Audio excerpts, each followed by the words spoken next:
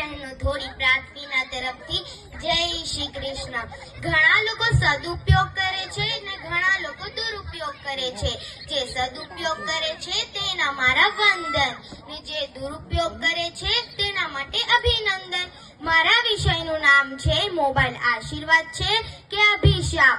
बदलती दुनिया का ऐसा असर होने लगा, बदलती दुनिया का ऐसा असर होने लगा, आदमी पागल और फोन स्मार्ट होने लगा, आदमी पागल और फोन स्मार्ट होने लगा.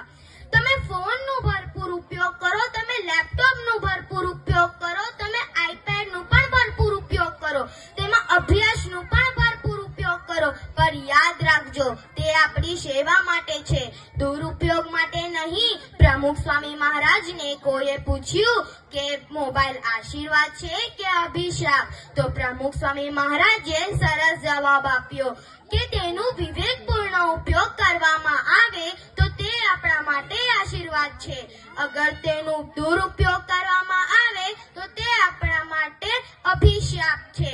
મારે એક પંક્તિ કહેવાનું મન થાય છે.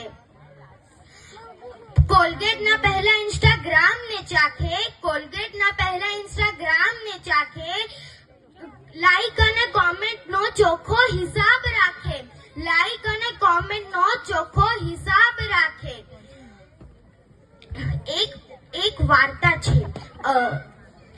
શાળામાં શિક્ષકે બધા વિદ્યાર્થીને નિબંધ લખવાનું કહ્યું, ત્યારે બધા વિદ્યાર્થીઓ નિબંધ લખે છે.